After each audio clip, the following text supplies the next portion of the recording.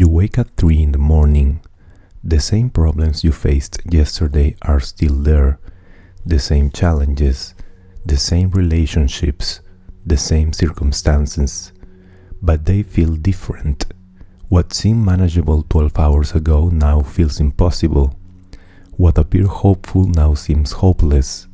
The decision you made confidently yesterday now looks like a catastrophic error. And the person you were planning to trust now registers as a threat. Nothing external has changed, but everything has changed. This is not irrationality, this is state-dependent cognition. Your emotional state is not coloring your perception, it is constructing it, assembling a version of reality from the same data but with different architecture, different priorities, different threat levels, different possibilities. And when morning arrives, when your mood shifts again, the reality will shift with it. The problems will feel smaller, the challenges surmountable, the decisions sound, the person trustworthy, and you will wonder why you were so distressed a few hours earlier. You will tell yourself you were tired, overthinking, being unreasonable, but that is not what happened. What happened is that you inhabited two different worlds, both constructed from identical information, both feeling absolutely real, both producing completely different conclusions about what is true and what should be done. The question is not which version was correct. The question is whether either version was yours, or whether both were states you occupied, temporary configurations of a system that does not hold stable beliefs because it cannot. Because the system that generates beliefs is not separate from the emotional state, it is shaped by it, constrained by it, and when the state changes, the beliefs change. Not because you reconsidered them, but because the architecture generating them has shifted. Welcome to the mood-dependent reality, where your convictions are state contingent, where memory, perception, and judgment fluctuate with emotional tone, and where the person you think you are is actually a collection of cells that take turns occupying consciousness. The question that remains is simple but destabilizing. If your beliefs change with your mood, which version of you is telling the truth? Today we investigate mood-dependent reality, the mechanism by which emotional states alter perception, memory retrieval, threat assessment, and moral judgment, creating different internal worlds from the same external circumstances. We explore Bauer's associative network theory, research into mood-congruent memory, evidence of state-dependent learning, and the behavioral loop that exposes how mood shifts produce reality shifts that cascade into behavior change and belief reinforcement.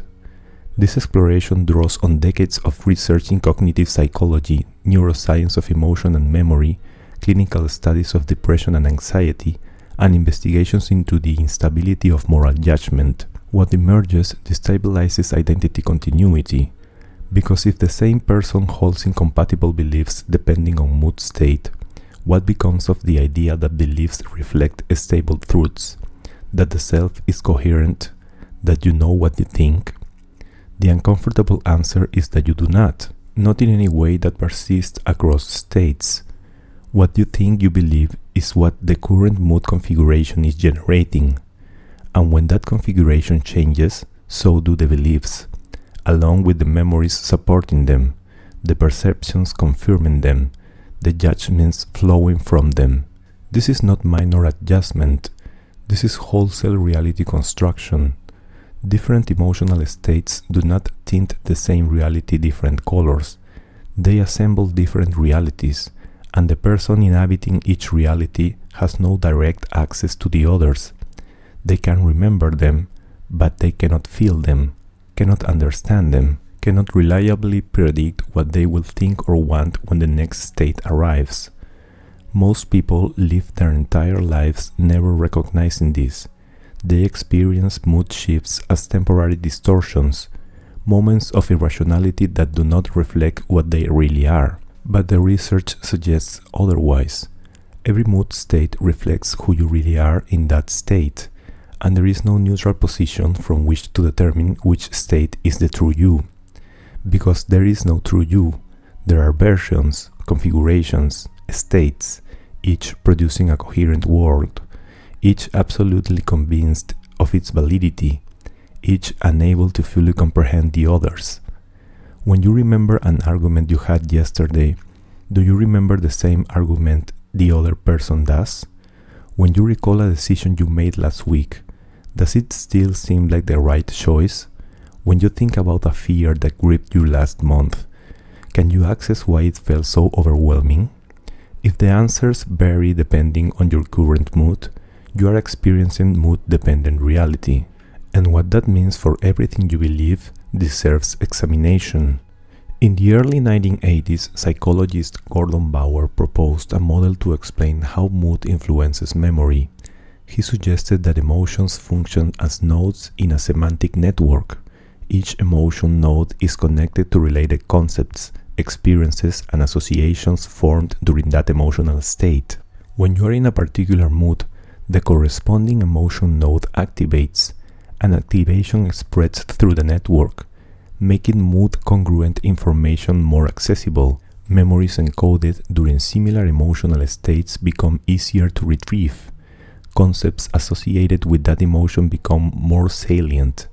Interpretations aligned with that mood feel more plausible. This is mood-congruent memory, the phenomenon where emotional memory is biased toward content effectively congruent with the current mood. Happy people recall positive memories more easily than negative ones. Sad people recall negative memories more easily than positive ones, not because they are trying to, but because the mood states determines which nodes are activated, and activated nodes have lower retrieval thresholds. Think about what this means. The memories you can access are not randomly distributed. They are filtered by mood. When you are anxious, threat-related memories become more available. Past failures, previous rejections, times when things went wrong, and this selective availability creates the illusion that your life has been characterized by threat, because threat is what you can remember. But shift the mood, and the available memories shift. Now positive experiences surface, times you succeeded, moments of connection, evidence that things work out, and the previous sense that your life has been difficult becomes hard to access, hard to believe, hard to understand why you felt that way. The associated network model explains this through spreading activation. Mood activates specific nodes. Those nodes activate connected nodes, and the cascade continues until an entire network of mood-congruent information is primed, ready for retrieval, dominating consciousness. And this is not limited to memory. Mood also influences interpretation. When you encounter ambiguous information, the mood states determine how you interpret it. Anxious people interpret neutral phases as disapproving. Depressed people interpret mild setbacks as catastrophic failures. Happy people interpret unclear outcomes as probably positive.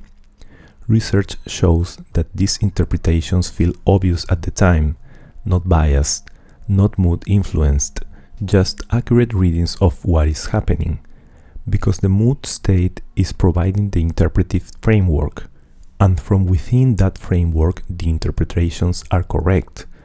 This creates a loop. Mood activates mood-congruent memories and interpretations. Those memories and interpretations confirm that the mood is justified. The justification strengthens the mood, and the cycle continues. Depressed individuals recall more negative events from their past than non-depressed individuals, but it is not that they have had more negative experiences. It is that the depressed mood state makes negative experiences more retrievable, and the abundance of negative memories available reinforces the depression, creates the sense that life has always been difficult, that nothing will change, that the current state reflects reality rather than mood. But this is where the model becomes particularly revealing. Mood does not just influence what you remember, it influences when you remember it. Studies demonstrate mood state-dependent memory. Information encoded in one emotional state is more easily retrieved when the person returns to that state. If you learn something while sad, you will remember it better when sad again. If you form an association while anxious, that association will be stronger during anxiety. The mood at encoding becomes part of the memory trace, and reinstating the mood reinstates access to the memories formed during it. This has been demonstrated in clinical populations. People with bipolar disorder show enhanced recall for material learning during manic states when they return to mania.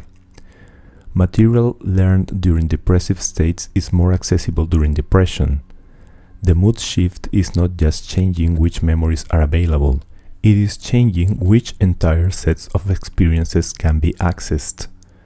And this creates identity fragmentation, because if your memories vary by mood state, your sense of personal history varies by mood state.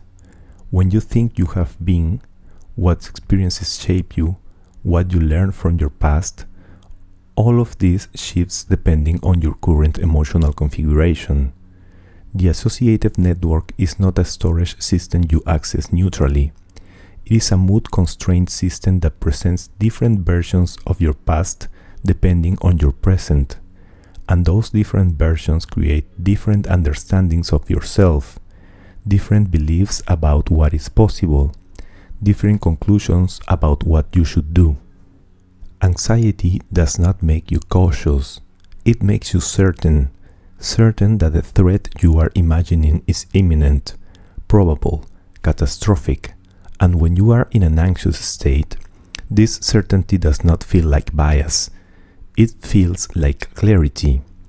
This is threat inflation, the systemic overestimation of danger that occurs during anxious mood states, and it operates through multiple cognitive mechanisms working in concert to create a coherent world where threat is everywhere. First, attention. Anxious individuals show attentional bias toward threat. Their attention is automatically captured by threat-related stimuli. A frown in a crowd, an ambiguous comment in an email, a physical sensation that might indicate illness. The attentional system prioritizes these inputs, brings them into focus, makes them impossible to ignore. And because attention determines what gets encoded into memory, anxious people are building memory stores biased toward threat. They remember the frown, the ambiguous comment, the sensation, and forget the neutral or positive interactions that occurred in the same time frame. This creates a distorted database. When an anxious person tries to assess how dangerous the environment is, they consult memory, and memory, biased by the attentional filter, suggests that threats are common, that bad things happen frequently, that vigilance is justified. But the bias compounds, because anxious mood states also influence interpretation. Ambiguous stimuli are interpreted as threatening, a neutral phase becomes disapproving, a delayed response becomes rejection, an unclear outcome becomes failure, and these interpretations are not tentative, they feel like accurate perception. Research into interpretation bias shows that anxious individuals systematically favor threat-related interpretations of ambiguous information. This is not because they are being careful, it is because the anxiety state has shifted the threshold for detecting threat. Things that would register as neutral in a different mood state now register as dangerous, and once interpreted as threatening, the information gets encoded as threatening, stored in memory as evidence of danger, retrieved during future anxiety states to confirm that threat is real and pervasive. This creates catastrophizing, the tendency to imagine the worst possible outcome and treat it as the most likely outcome.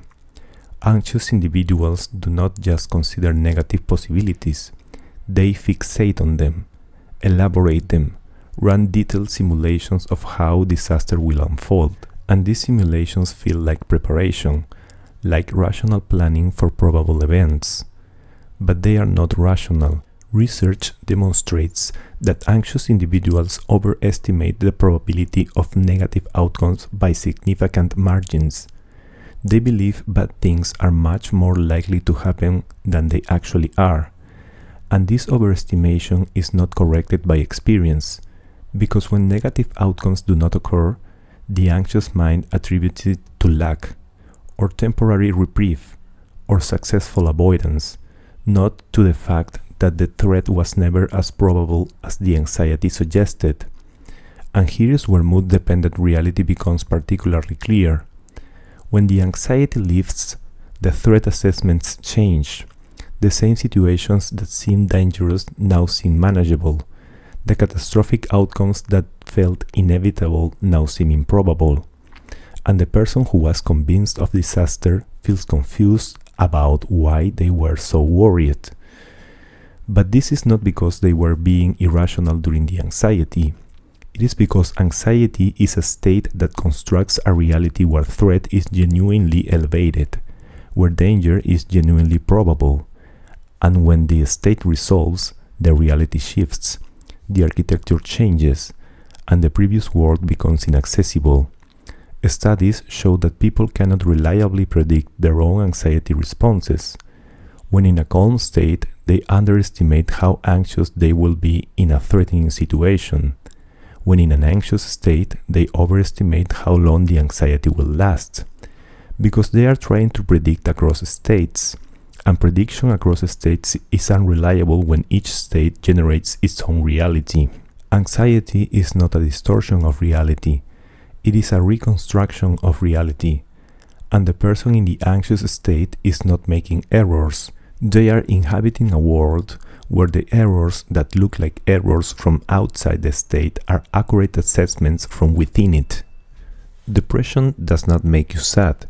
It makes you certain that nothing matters, that effort is pointless, that the future holds no possibility.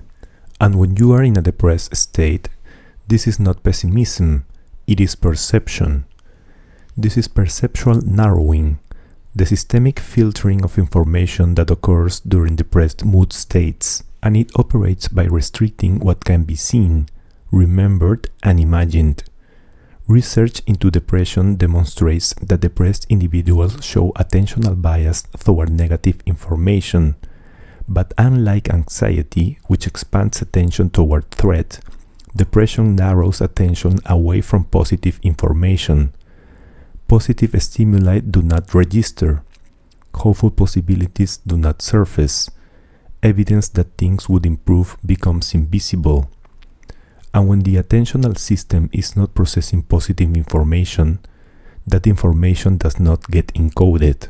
Memory becomes dominated by negative events, failure, losses, disappointments, and when the depressed person consults memory to assess their life, memory suggests that their life has been characterized by failure. But the narrowing is not just attentional, it is also cognitive. Depressed individuals show reduced cognitive flexibility. They struggle to generate alternative explanations, cannot imagine different outcomes, have difficulty seeing possibilities that exist outside the depressed framework. This is why depressed people often report that they cannot imagine feeling better. It is not that they lack hope. It is that the depressed cognitive state cannot generate representations of positive futures. The system that builds possible worlds is constrained by mood, and the mood permits only narrow negative projections. And this creates a particular kind of trap, because depression is often described as a lack of motivation, an inability to do things, but the research suggests otherwise. Depressed individuals can act. What they cannot do is imagine that action will lead anywhere worth going. The depressed state constructs a reality where effort does not produce results, where goals are unattainable, where movement is pointless because the destination is either unreachable or not worth reaching. And from within that reality, the decision not to act is rational. Why spend energy on what will not work? But shift the mood and the reality shifts. Suddenly goals seem possible, effort seems worthwhile, movement seems like it might lead somewhere, and the previous state of immobility becomes confusing, hard to understand. Why did I not just do the thing? It seems so obvious now. This is not because the depressed person was being lazy, it is because they were inhabiting a state where action genuinely appeared futile, where the cognitive architecture could not construct paths from present to better future, and without those paths, action has no direction. Studies of mood-congruent judgment show that depressed individuals make systematically different moral judgments than non-depressed individuals. They are harsher toward themselves, more forgiving toward others, more likely to attribute failure to internal stable causes, more likely to attribute success to external temporary factors. And these attributions feel true, not biased, not influenced by mood. The depressed person is convinced that they are seeing themselves accurately for the first time, that previous positive self-assessments were naive, that the harsh evaluation is finally honest. But when the depression lifts, the evaluations change. The same behaviors that seemed like evidence of fundamental inadequacy now seem like reasonable responses to difficult circumstances. The harsh judgment dissolves, and the person who made it cannot fully remember why it felt so certain. This is perceptual narrowing creating belief certainty. The depressed state provides access to a subset of information. That subset supports specific conclusions, and because the contradictory information is not accessible, the conclusions feel complete, justified, and true. But they are state-dependent, conditional on the mood architecture that generated them, and when that architecture changes, the truths change with it. Memory is not retrieval, it is reconstruction, and the reconstruction is guided by our current emotional state. When you remember an event, you are not accessing a recording. You are building the experience from fragments, and the mood you are in during rebuilding determines which fragments are selected, how they are interpreted, and what the memory ultimately means. This is mood-congruent recall. Happy people remember their past as happier than it was. Sad people remember it as sadder. Anxious people remember more threat. Calm people remember more safety, not because they are distorting deliberately, but because the mood state biases which details surface during recognition. Research demonstrates this through laboratory studies. Participants learn information in one mood state. Then researchers induce a different mood state and test recall. The result: people remember mood-congruent information better. Material learned while happy is recalled better when happy. Material learned while sad is recalled better when sad. But the effect is stronger than simple retrieval advantage. The mood at recall can actually change the content of the memory. People in sad moods recall events as more negative than they reported at the time.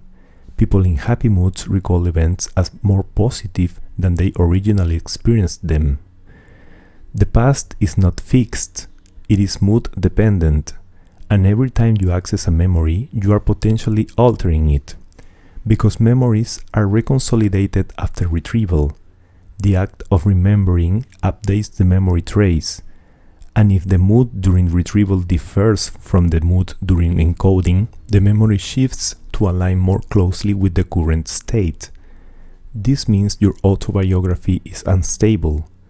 The story you tell about your life changes with your mood, not just the emphasis, the actual content. Events that seem formative during one mood become peripheral during another.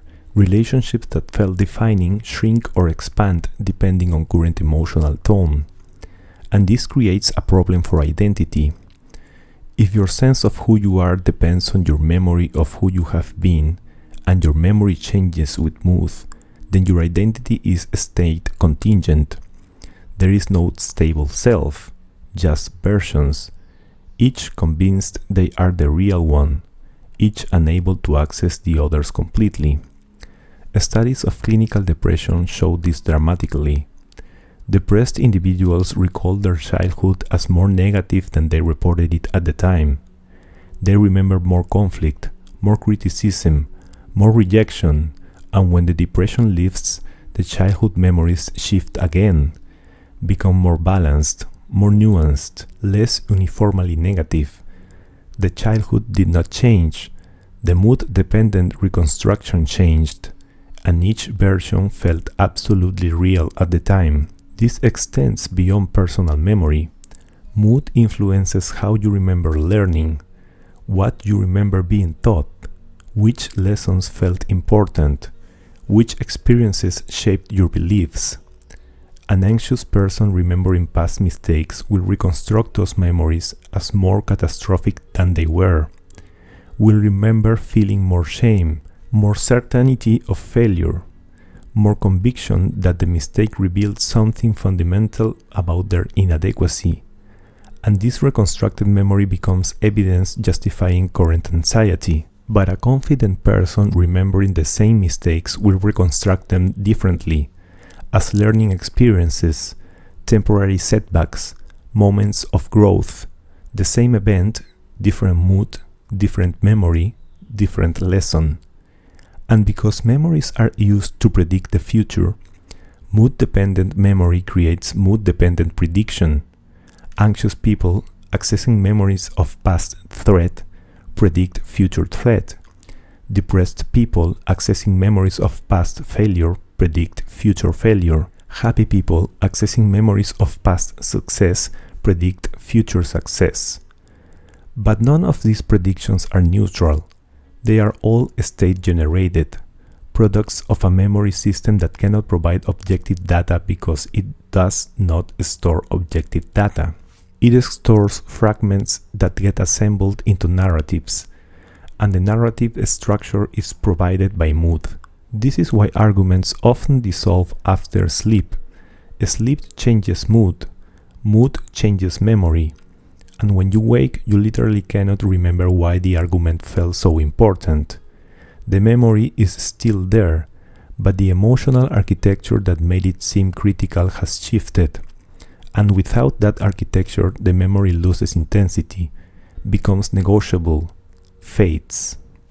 You have an argument late at night, positions are clear, convictions are strong.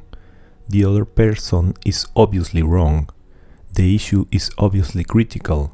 Resolution is obviously necessary. You go to sleep angry, certain, committed to your position. You wake and the certainty is gone. Not because you reconsidered, not because new information arrived, but because sleep changed your state, and the state change dissolves the architecture supporting the certainty. This is a state transition producing belief discontinuity, and it reveals something fundamental about how convictions work. They are not stable properties of a coherent self. They are products of temporary emotional configurations, and when the configuration changes, the convictions change. Sleep is a particularly powerful state transition because it involves neurochemical rebalancing. The emotional intensity that accumulated during waking dissipates. The psychological arousal returns to baseline. The mood that created the argument no longer exists, and without that mood, the beliefs it supported lose their foundation. Research into sleep and emotion regulation demonstrates this process. Sleep deprivation increases emotional reactivity, makes neutral stimuli seem more negative, amplifies threat perception, and creates conviction in judgments that dissolve after adequate rest. But even without deprivation, normal sleep cycles change mood. You wake in a different state than you slept in. and the state difference is sufficient to alter what seems important, what seems true, and what seems worth defending. The argument that seemed worth ending a relationship over at midnight seems resolvable by morning, not because the content changed, but because the state changed, and the state determines how the content is weighted. This applies beyond sleep. Any state transition can produce belief discontinuity. Exercise shifts mood, shifts beliefs. Food intake shifts mood, shifts beliefs. Social interaction shifts moods and beliefs. And every shift reveals that the beliefs are state contingent, not fixed truths, not stable commitments, just outputs of the current configuration. And this creates a problem, because if your beliefs change with your state, and your state changes frequently, then you do not have stable beliefs. You have mood-generated positions, and the person who holds those positions cannot predict what they will believe later, cannot commit reliably to future actions, cannot even understand their own past positions fully. Studies show that people systematically underestimate how much their preferences will change. They believe their current wants reflect stable truths about what they value, but mood changes, and preferences change with it. The food that seemed appealing when hungry becomes unappealing when full. The risk that seemed acceptable when confident becomes unacceptable when anxious. The relationship that seemed essential when lonely becomes optional when connected. And each time, the preference feels like it reflects who you really are. The current state is always convincing, always certain, always unable to imagine being in a different state with different preferences.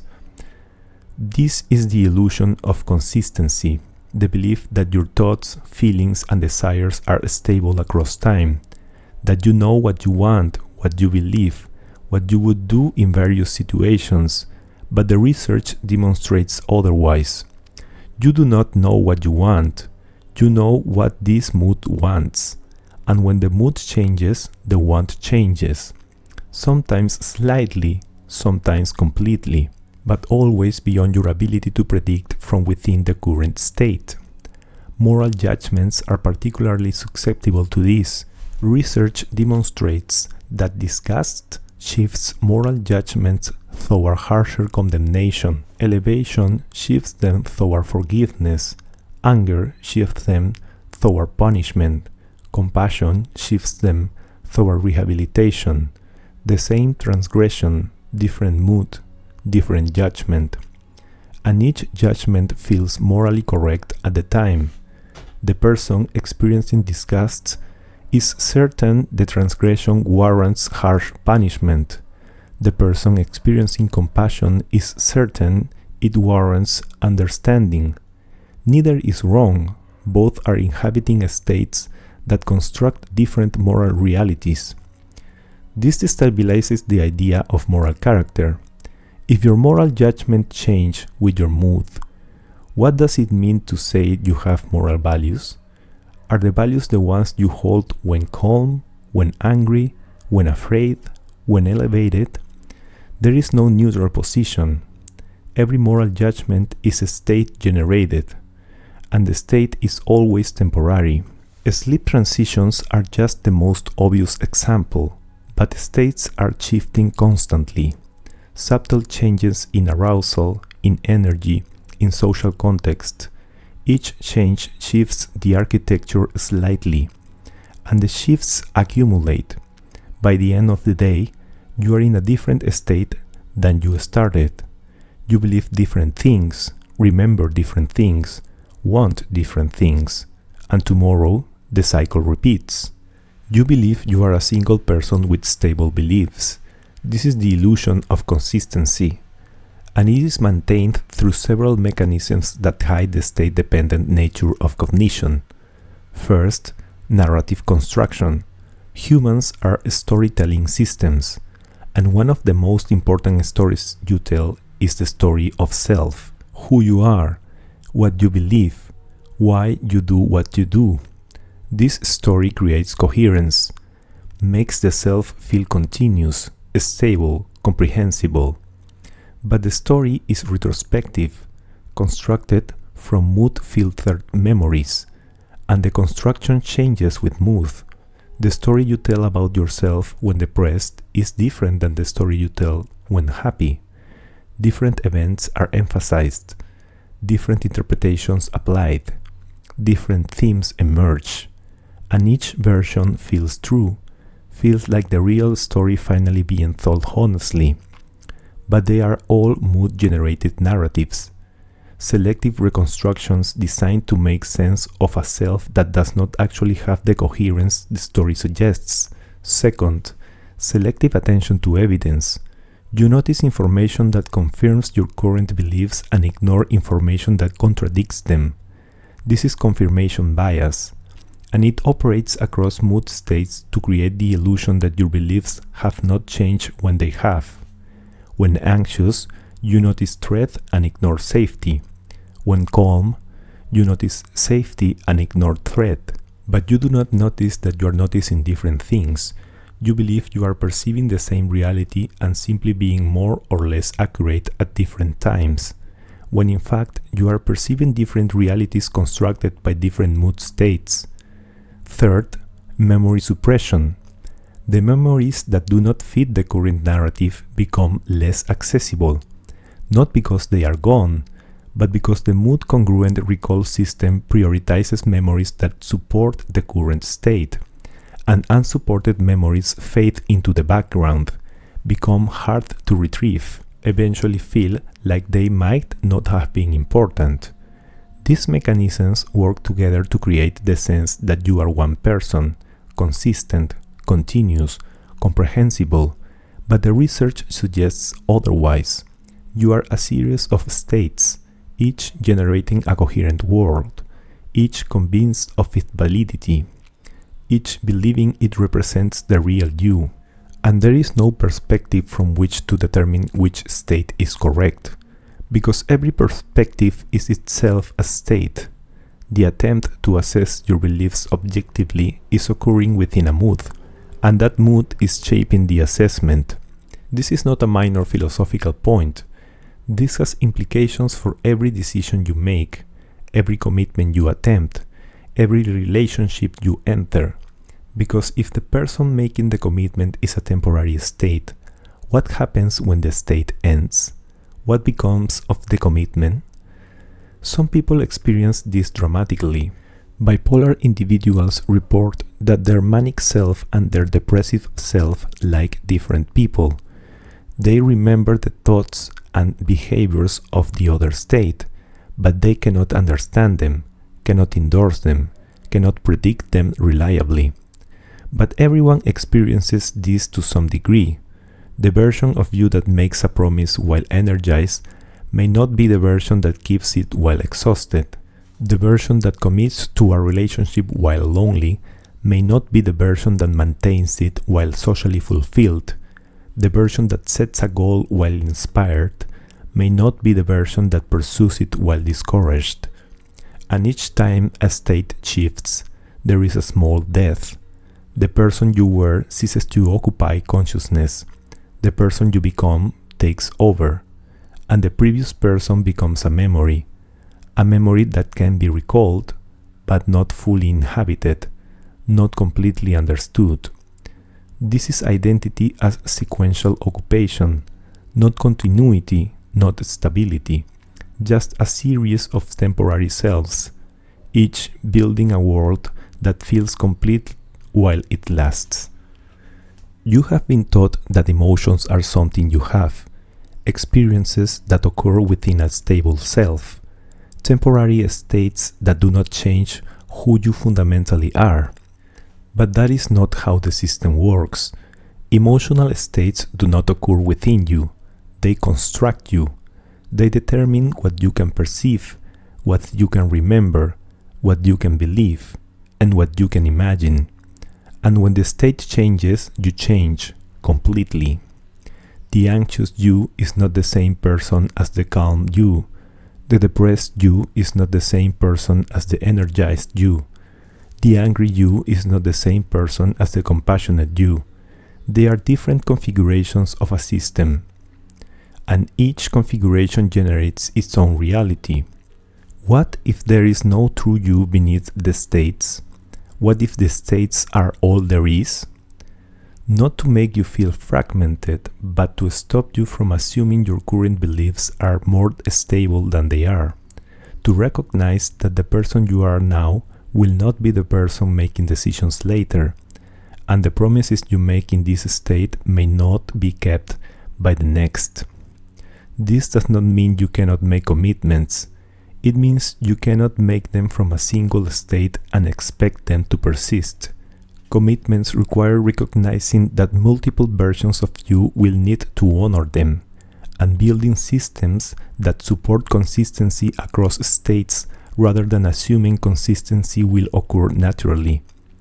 The beliefs you hold now are state generated, and when the state changes, the beliefs will change.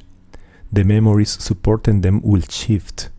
The perceptions confirming them will alter, and the person who held them will become inaccessible. This is not pathology. This is how cognition works: mood dependent, state contingent, temporarily coherent, but never stable. You do not hold beliefs, states generate them, and you are the temporary occupant of states, each lasting as long as the mood maintains it, then dissolving into the next. The question is not which state is the real you. There is no real you, just configurations, each building a world, each certain of its truth, each unable to maintain itself when the architecture shifts. Only one question remains. Knowing this, what will you do differently? If this challenged your assumption of belief's stability, if you recognize that your convictions change with your mood, your memories shift with your state, and the person you are now will not be the person deciding later, there is value in observation. Over the next week, notice when your beliefs shift. Not what you believe, but when the believing changes. When the state that generated one set of conclusions dissolves and another emerges. The architecture is always shifting. The question is whether you will notice.